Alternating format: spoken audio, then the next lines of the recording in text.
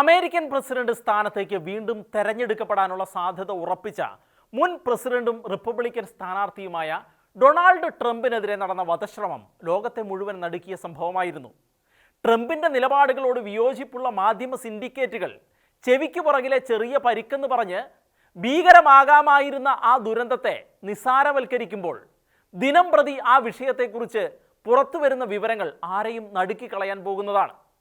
Trump മുൻ president ആയിരുന്നതിനാൽ രാജ്യത്തിൻ്റെ പ്രത്യേക സുരക്ഷാ ഭടന്മാരുടെ സംരക്ഷണം അദ്ദേഹത്തിനുണ്ട്. അവരിലൊരുവനായ ജോനാഥൻ വില്യംസ് ഇപ്പോൾ തുറന്നു പറഞ്ഞിരിക്കുന്ന കാര്യങ്ങൾ ഈ ഭീകര യാഥാർത്ഥ്യങ്ങളെ കൂടുതൽ ഊട്ടി ഉറപ്പിക്കുന്നതാണ്. 40,000-ഓളം പേർ തടിച്ചുകൂടിയ പെൻസിൽവാനിയയിലെ തെരഞ്ഞെടുപ്പ് സമ്മേളന വേദിക്ക് കേവലം 140 മീറ്റർ മാത്രം അകലത്തിലുള്ള കെട്ടിടത്തിൻ്റെ റൂഫ് സ്റ്റെയറിൽ അസാധാരണ ഭാവത്തോടെ ആയുധങ്ങൾ പോലെ ഒന്ന് കയ്യിൽ പിടിച്ച് ഒരു വ്യക്തി നിൽക്കുന്നതിനാൽ അയാളെ അവിടെ നിന്ന് ഒഴിവാക്കാൻ വേണ്ട നടപടികൾക്ക് അനുവാദം ചോദിച്ചപ്പോൾ ഫോഴ്സിൻ്റെ തലവൻ കിംബർലി ചിറ്റ്ലി അതിന് അനുവാദം നൽകിയില്ലെന്നും അയാളായിരുന്നു അക്രമിയെന്നും ആദ്യം തന്നെ അയാളെ ഒഴിവാക്കിയിരുന്നുവെങ്കിൽ അത്യാഹിതം ഒഴിവാക്കാമായിരുന്നുവെന്നുമാണ് ജോനാഥൻ വില്യംസ് വെളിപ്പെടുത്തിയിരിക്കുന്നത്.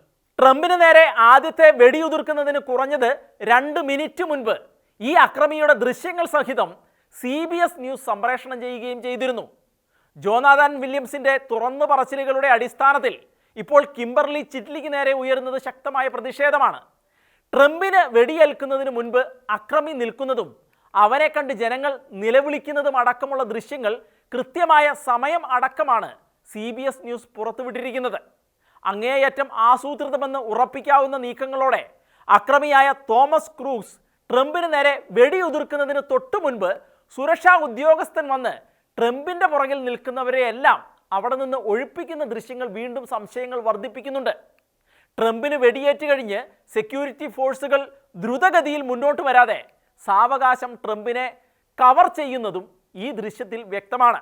കേവലം 140 മീറ്റർ അകലത്തിൽ മാത്രം നിൽക്കുന്ന അക്രമിയെ കണ്ടിട്ടും അവനെ അവിടെ തുടരാൻ അനുവദിച്ചത് അക്ഷന്തവ്യമായ സുരക്ഷാ വീഴ്ച തന്നെയാണ്.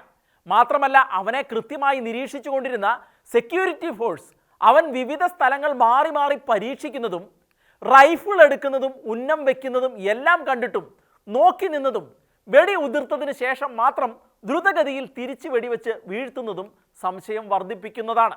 റാപ്പിഡ് സെക്യൂരിറ്റി ഫോഴ്സിലെ പരിശീലനം സിദ്ധിച്ച ഷാർപ്പ് ഷൂട്ടർമാർ മാത്രം ഉപയോഗിക്കുന്ന സ്നൈപ്പർ ഗൺ 20 വയസ്സുള്ള ഒരു ചെറുപ്പക്കാരൻ കൃത്യമായി ഉപയോഗിക്കത്തക്ക നിലയിൽ അയാൾക്ക് പരിശീലനം കിട്ടിയത് എവിടെ നിന്നെന്നും ഒരു തവണ നിറയൊഴിച്ചു കഴിഞ്ഞാൽ 7 സെക്കൻഡിന് ശേഷം മാത്രം നിറയൊഴിക്കാൻ കഴിയുന്ന തരത്തിൽ ഡിസൈൻ ചെയ്തിരിക്കുന്ന സ്നൈപ്പർ ഗണ്ണിൽ നിന്നും തുടർച്ചയായി 15 വെടിയുണ്ടകൾ ട്രംപിന് നേരെ വന്നത് എങ്ങനെയെന്നും ഇപ്പോൾ കടുത്ത സംശയത്തിന് കാരണമായിരിക്കുകയാണ്. സംശയത്തിൻ്റെ മുനകൾ നീളുന്നത് ക്രൂക്സിൽ നിന്നും മറ്റു പലരിലേക്കുമാണ്. അതുകൊണ്ട് തന്നെ അന്വേഷണം അട്ടിമറിക്കപ്പെടുമോ എന്ന സംശയവും ബലപ്പെടുകയാണ്.